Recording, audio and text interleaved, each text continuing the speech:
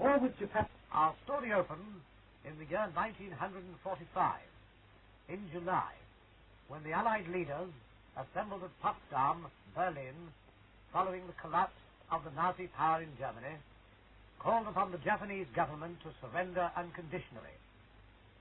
Prime Minister Suzuki tossed the demand aside as not worth consideration. The two atomic bombs were then dropped upon Hiroshima and Nagasaki on August the 6th and 9th, 1945. Japan promptly surrendered next day.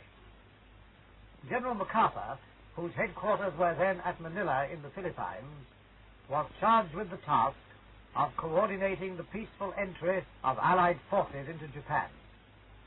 His first job was to find some means of talking to the Japs, so he ordered them to open a radio station and speak to us on a given wavelength in plain English from Japan down here to Manila. And by means of these long-range polemics during August 1945, the first details of surrender were arranged. The Japs were ordered to fly in two of their own planes painted white with green crosses so that our anti-aircraft gunners would see them, and they had to fly first of all for 1,000 miles southwards from Japan to the little island of Ishima, close by Okinawa. Here is Ishima coming into view with its little conical-shaped volcano. And when their delegation arrived here, an American Douglas Skymaster plane flew northwards for 1,000 miles from them to Japs and bring them down to us, waiting at Nichols Airfield just outside Manila. They were flown over Okinawa close by, where they could see something of the might of our air forces arising as many airstrips were being built to take the war to Japan, and so in due course, on this historic Sunday evening of August the 19th, 1945, the Douglas Skymaster plane arrives at Nichols Airfield with the Japanese delegates on board who have been summoned to MacArthur's headquarters. An American staff officer boards the plane to identify them, and then, illuminated by the flashlights used by the photographers, we see the Japs descending the gangway. They are brought forward to General Willoughby, who is head of MacArthur's intelligence. Their reception was quite formal, even frosty.